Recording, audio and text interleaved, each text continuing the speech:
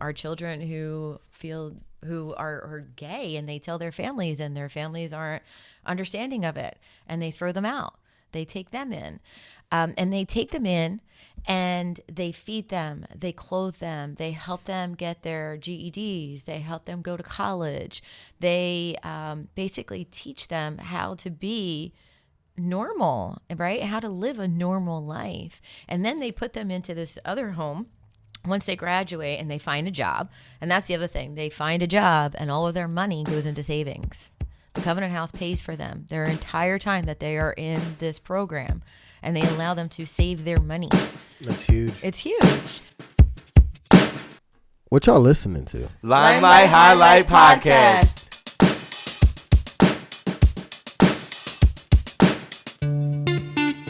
Welcome back to Limelight Highlight, where we highlight individuals tackling everyday problems you thought couldn't be solved. I'm your host, Jonathan Rosario, and what you just heard is a clip from today's show. Now, today I'm joined by Rosanna Curci. Rosanna is a financial IT risk advisor, and right now she is focused on helping the homeless and partnered up with some pretty incredible people. She put together a documentary called Hidden in Plain Sight. Now, this documentary focuses on the true stories from the homeless youth of the Covenant House. For those of you who don't know, the Covenant House is a large, privately funded agency providing shelter, food, immediate crisis care, and other services to homeless and runaway youth. The organization also provides care to homeless youth aged 14 through 20, designed to transition them out of the homelessness into independent adulthood. Now, there are many facts in this episode, and I like to do interesting related facts, but today's highlighted related fact is that 4.2 million young people experience a form of homelessness over a 12-month period in the entire United States. Now, Rosanna is here to share with us her story on how she ended up on this path to helping people and the less fortunate and wanting to be a part of something bigger than herself. She discusses all of the things that has happened in her life and what changed her mindset, as many of us have a certain mindset when we look at those less fortunate than us. So I don't want to give away too much of what goes on in this episode, but it is a great one. So I implore you guys to please listen and then to just enjoy today's discussion. So without further ado, please help me welcome Rosanna Curci to the podcast. Welcome to the show, Rosanna Curci. Thank you. I appreciate you being here. Appreciate you having me. Yeah, so you reached out to me through an email or through Instagram. So how did you hear about me and the podcast? I saw you on Instagram. Somehow we connected. We have common friends. And then I read your blurb about what it is that you do. And I just loved what you do. And, based on the work that I'm doing, I'd like to get the word out there. So I thought, what a great synergy. Appreciate that. And you sent me an email, and the email had two links, one to a trailer and one to the actual documentary that you produced. Correct. And before we get into that, it was a very eye-opening and gripping documentary. But before we get into that, tell our listeners who you are, what you do, and a little bit about your upbringing. Sure. So my name is Rosanna Curci, and I currently work in the financial industry as an IT risk advisor. But my heart is really with helping those less fortunate. I feel very fortunate to be where I am in life, and not everybody has those same blessings. So I want to be able to pay it forward. And I basically, at this point in my life, am focused on the homeless and helping those that are less fortunate. But I do look to expand on that and help others that are also in difficult situations. And what got you into this line of work? Okay, well, that's a little bit of a story. So we got time. Okay, good. So I'll be honest with you. I used to work in Philadelphia in the city, and I used to see homeless people all the time on the streets with their hands out. And I was one of those people that was like, I didn't say it to them, but I thought to myself, get a job. You have two legs, you have two arms, get a job. And I wasn't compassionate towards them at all. And it wasn't until things came to head for me back in 2018. I was close to death. I had Lyme disease for 14 years, misdiagnosed. No. And yeah, it was crazy. In 2012, I had almost lost my father, which was very traumatic to my system. And next thing you know, my body just went haywire. And I just started having all of these symptoms, and I had no idea what was going on. And I was one of those people that trusted doctors as if, they were gods. And I went to every doctor you can imagine. And I had every test done you can imagine. And nobody could figure out what was going on with me. They even did a Lyme test. And they came back saying I didn't have Lyme disease. And I found out later the reason why is because here on the East Coast, they're only required to test like 3 of the 9 bands for Lyme disease. That makes sense. Yeah, that makes sense. But where in the West Coast and Germany, they have a full comprehensive test that will test all bands. But so they had done every test, and everybody kept coming back to me saying I was fine. And I'm not someone who just goes to the doctor for no reason or, thinks that I'm just always sick. So finally, 2017, I found a holistic practitioner who diagnosed me with Lyme disease, but he was so expensive because the holistic approach, unfortunately, is not covered by insurance. And I saw him for a little while, but I couldn't continue because at that point I had lost my job. I became laid off because none of my organs were working, including my brain. I wasn't comprehending anything. And this is, me who was making 6 figures, and I was working in the financial industry and working with leaders and whatnot every day. And now I couldn't even put a sentence together. It was pretty crazy. So I couldn't afford to continue to go to him. And I can remember just being in the shower one day and just crying to God saying, look, you either please take me or heal me, one or the other, because I can't continue to live like this. And literally divine intervention, I was able to learn of a holistic practitioner in Pennsylvania who I went to for the very first time in February. It was actually Valentine's Day, February 14th, 2018. And I can remember laying on their bed and just tears rolling down my face because everything in me told me I was where I needed to be. Everything told me that they were gonna heal me. And 4 years later, here I am. I'm about 90% healed, and without one medication in 4 years, all supplements, all eating right and exercising and listening to them and doing what I was told. But basically, what I learned throughout that time period is that it wasn't just the Lyme disease that affected me.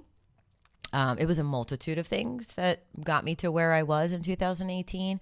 For one, trauma in life, it literally does eat your stomach. It really does, the stress and trauma of life.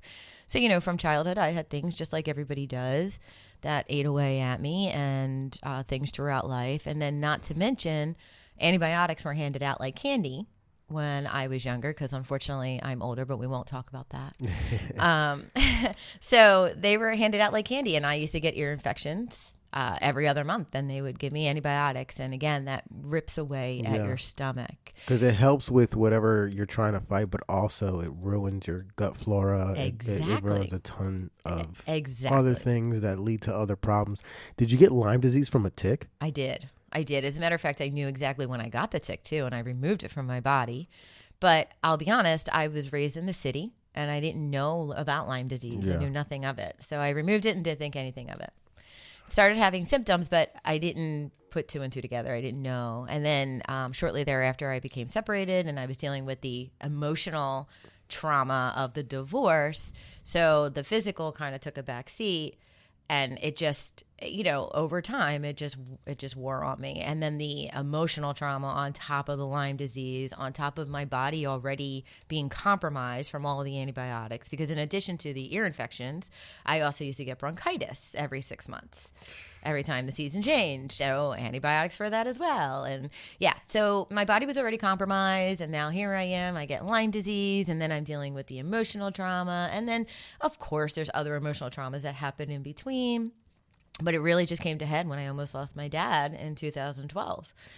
He's my world. So it was like, wow, if I lose him, my life just is upside down. It changes. So I realized that when I got to that point where I was facing death, And I couldn't work. I had depleted all of my savings. If it weren't for family, I would not be here with you today. I would be a homeless person, right? There's a lot of people out there who aren't fortunate enough to have family and have close friends. They started off life alone, and they deal with things that we can't even imagine. So you were talking about how you watched my documentary, and in that documentary, they talk about what a man had to go through at 4 years old. At 4 years old, like you haven't even started life yet, and your mother put you in this position at 4 years old.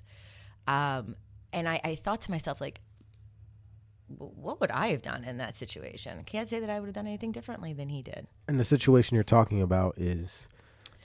Yeah. So you're gonna have to watch a documentary. Oh, there you go. There you go. That's a good grouping. Yeah. Yeah. No, I mean it's a very powerful story, and if you just put yourself in these shoes and think, what would I have done if I were them?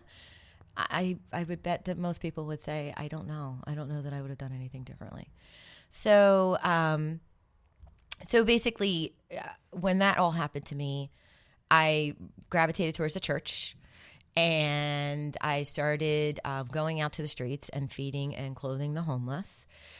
And I started to talk to them, talk about their stories and hear their stories. And it was unbelievable. Like, a lot of people think there's this misconception that they're just lazy and they don't want to work, or they decide to just start drugs just because. And most times, I mean, don't get me wrong, there's people out there like that, of course, but most times that's not the case. Most times they start turning to substances to forget about the challenges of life, like the things that are just so overwhelming. A lot of them are veterans from our war, right? So here they went to war for us, and now they're dealing with this PTSD, and we're not helping them. We're not helping them the way that we could and we should. I was in the Marine Corps for 5 years, and living in San Diego, tons of homeless veterans. And my friends and I are always talking about, you watch football games, and when Cap was kneeling for the flag, and like everybody's all talking about, honor our vets, honor our heroes. And it's like, you guys they don't care. Mm-hmm. They don't really care, because if they really cared, there would be a lot more attention and work being done to help those who are on the streets. Exactly. But again, just like anything, unless you go through it yourself, you don't know. And that's the other thing. When I went through my divorce and a few other situations, I also had been diagnosed with PTSD, but it's a different PTSD. Trauma is trauma. Yeah, I was going to say it doesn't have to do with wartime. It doesn't have to, it's whatever. Exactly. Exactly. And, being 18 years old, 20 years old, and here you are in a battlefield, and, you've got guns firing off and bombs firing off. Of course, that's traumatic to anybody's system. I don't care how strong you are. Especially in Philly. Yeah, especially in Philly. Yes. And, I'm so glad that you just said that, because again, with everything that's happened to me, I really focus on how trauma affects the body and affects the mind. And there is a gentleman based out of Chicago named Arshay Cooper. I don't know if you've heard of him, but he basically he wrote a book. He's an author, and he also did a documentary with a person who was fascinated by his story. And he grew up in the streets of Chicago, like the worst, streets of Chicago. And he grew up watching people get shot and stepping over bodies and seeing blood on the streets. And that's how the kids grow up there every day. And fortunately, he and a few friends were able to start this rowing team, which Chicago had never seen. I was going to say that's odd for Chicago. Right. And then apparently it's also odd for African Americans to do rowing, right? Apparently it's predominantly a white sport. I didn't know that until I watched a documentary. But they started this in Chicago, And it really saved his life and his friends' lives, right? Because they were part of this team now, and they were able to channel all of their anger and all of this fear and everything else that they had into rowing. And not to mention,